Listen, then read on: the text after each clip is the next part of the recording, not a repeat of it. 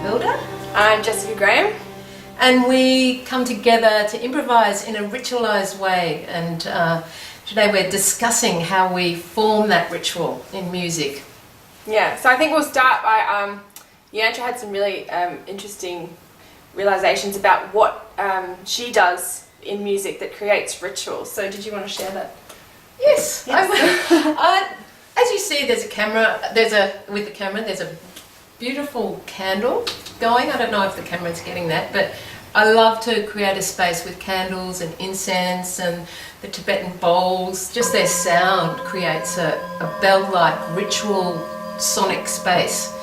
And in my doctorate research, I really looked at space and the space between things, and that's what I'm really interested in my explorations musically with Jess. We seem to go into these spaces that elongate, and to me that's where those rituals are. And it's also diving into the moment, that where there's no room for mental anxiety. You can't, if you're thinking too much, you won't be able to play in the way that we want to play. So that's a lot at the heart of where I'm coming from, and in my collaboration with Jess, it's the space between us that's so important, and that space of trust and respect and deep listening.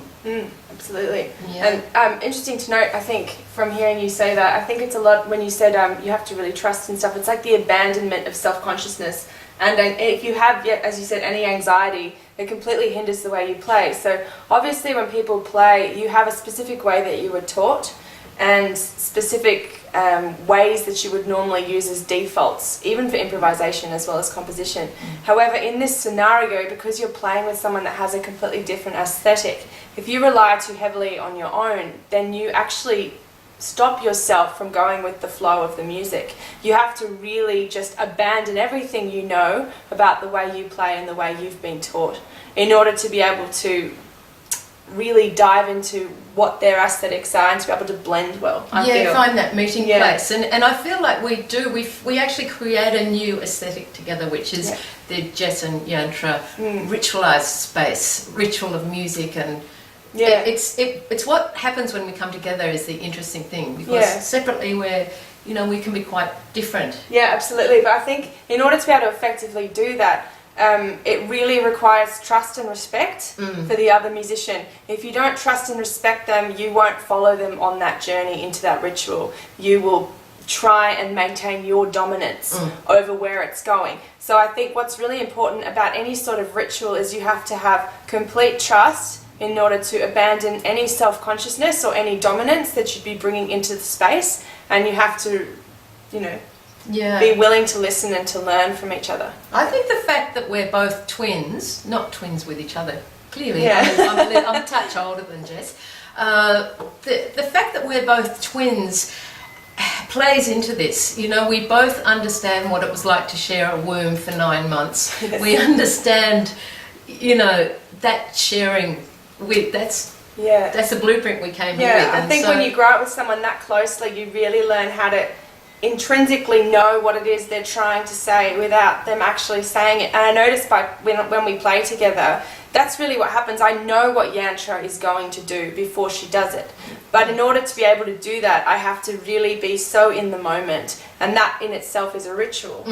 That's you abandon thinking ahead, you abandon thinking about the past. You have to be absolutely in that moment, spot on with timing, and not overthinking what you're going to play next. You have to be willing to just go with it.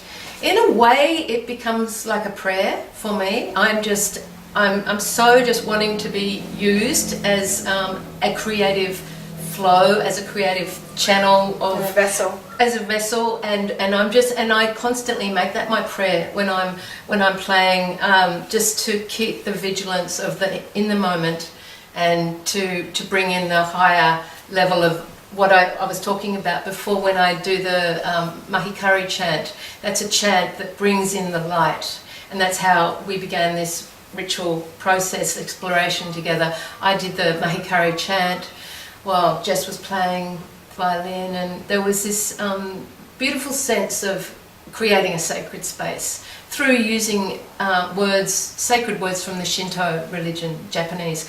I'm not part of a Shinto religion, I must admit. I'm not anything. I'm interested in a very eclectic form of spirituality. So anything that sounds good, I don't mean to be appropriating in any way. I'm just using different beautiful sacred elements that are universal. Yeah, and I think that's the most interesting part, is when you take an active interest and a curiosity, that's when you really start to absorb the most interesting parts of both, life, spirituality and music.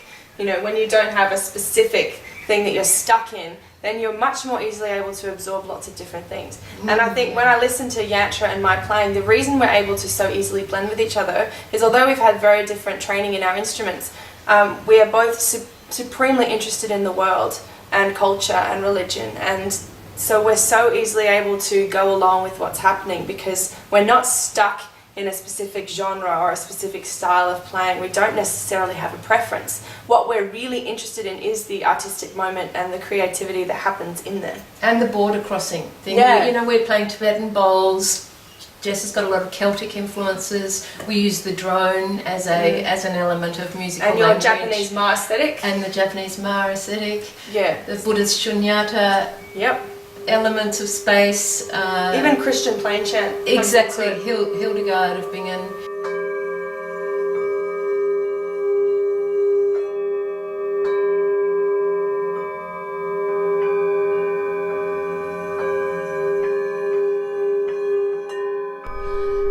So we wanted to talk about our production techniques that we use in the studio. We use a lot of audio processing to create that sense of space and ritual in the music. We use delay and reverb, enigma on the vocals, bird sounds from nature, chant that's multi-layered with voices at different times, using delay on the voice and also pulling all the bottom end out so it has a sort of ethereal, breathy quality. Yeah.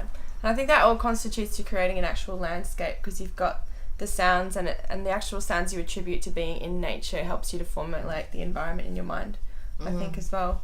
And it creates kind of that relaxed space, like that sonic landscape of ritual. So, one interesting thing that we noticed as well is that my sister recently gave me an Apple Spire, which, if you don't know what it is, it monitors your breathing, when you're in states of calm, tense or focused, and how long you've been focused or calm or tense for.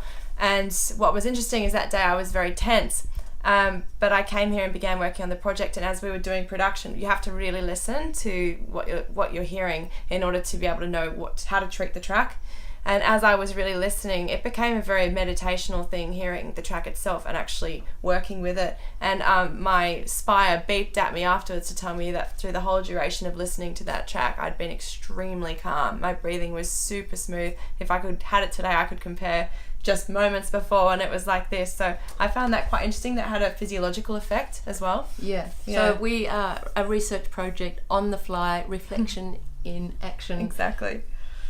I think what you spoke about earlier is also really important, how we actually use the speakers in the room playing the track through as part of the recording, so it has this delayed effect. So while we're recording, we have the track playing in the room at the same time, so it double layers it. Yeah, so we've got this background layering, and a lot of people don't do that because they think, ooh, you'll get feedback. Yeah. But you don't. You just put it at a certain level, so it's creating another dimension of layering, and it almost becomes like, we called it acoustic trance, didn't we? Yes, yeah, exactly. The way we use audio processing with our acoustic instrumentation, piano and violin. Yeah, exactly.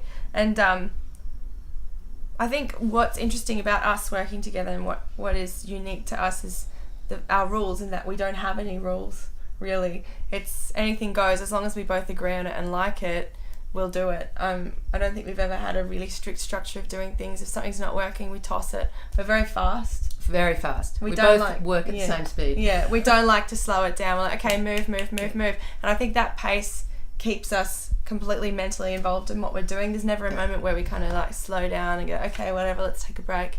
We're completely focused in on it. I think that's a ritual in itself. That's it. Yeah. In the moment. Cool, thanks.